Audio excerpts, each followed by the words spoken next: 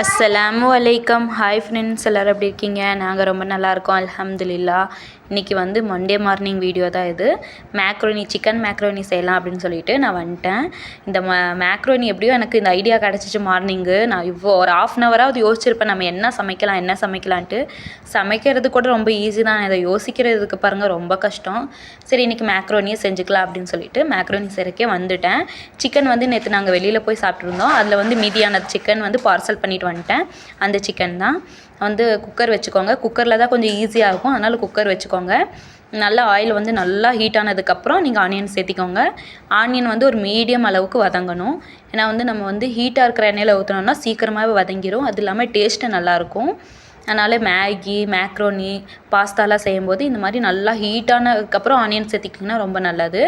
2 பெரிய வெங்காயம் கட் பண்ணி அது போட்டிருந்தேன். 3 மீடியம் சைஸ் தக்காளி கட் பண்ணி அதையும் போட்டுக்கிட்டேன்.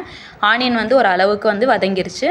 அதுக்கப்புறம் போட்டுட்டு கொத்தமல்லி, புதினா தேவையான அளவு போட்டுட்டு நல்லா கலந்து விட்டுட்டே இருக்கணும். நான் இஞ்சி பூண்டு பேஸ்ட் வந்து எடுத்த நிமிஷமே போடல. கொஞ்சம் இந்த பேஸ்ட் இதெல்லாம் நல்லா வதங்கினதுக்கப்புறம் தான் அதை நான் சேர்த்திப்பேன். அப்போ தான் டேஸ்ட்டு கொஞ்சம் நல்லாயிருக்கும். இதுக்கு தேவையான அளவு உப்பு போட்டுக்கோங்க. வேணும்னா போட்டுக்கலான்னா நம்ம தக்காளி சேர்த்திருக்கோம். தக்காளி நல்லா பேஸ்ட் மாதிரி நல்லா வேகணும்னா நீங்கள் வந்து கொஞ்சம் இதை சால்ட்டு சேர்த்திட்டு தான் இது பண்ணணும். பாருங்கள் தக்காளி எவ்வளோ சூப்பராக வந்திருக்குன்ட்டு. இதுக்கப்புறம் வந்து இஞ்சி பூண்டு பேஸ்ட்டை வந்து நீங்கள் ஆட் பண்ணிக்கோங்க.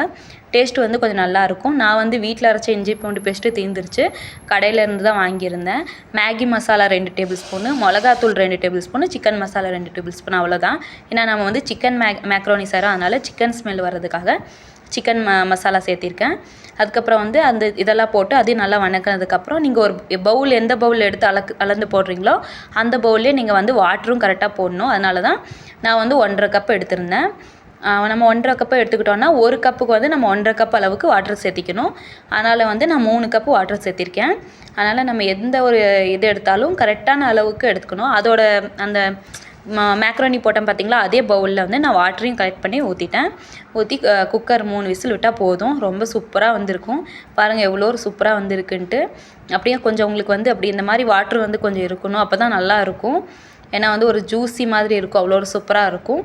சரி, உங்களுக்கு அந்த மாதிரி வாட்ரு மேலே மிதக்கக்கூடாது, அந்த மாதிரி ஜூஸ் ஸ்டேஜ் இருக்கக்கூடாது அப்படின்னா நீங்கள் வந்து ஒரு 1/4 கப் தண்ணி மட்டும் கம்மி பண்ணிக்கலாம். இல்லைன்னா எல்லா ப்ரெஷரும் போனதுக்கப்புறம் ஓப்பன் பண்ணி பாருங்கள். ஆனால் வந்து இந்த மாதிரி ஜூஸி ஸ்டேஜ் இருந்தால் தான் நல்லாயிருக்கும் சாப்பிட்றதுக்கு. மேகி, மேக்ரோனிலாம் அவ்வளோ ஒரு சூப்பராக இருக்கும் இந்த மாதிரி இருந்தால். மேக்ரோனி உடையாமல் எவ்வளோ ஒரு ஜூஸியாக கிடச்சிருக்கு பாருங்கள். அவ்வளோ ஒரு சூப்பராக இருக்குது, டேஸ்ட்டும் நல்லாயிருக்கும். உங்கள் வீட்லேயும் மறக்காமல் ட்ரை பண்ணி பாருங்கள். தேங்க்யூ ஃபார் வாட்சிங்.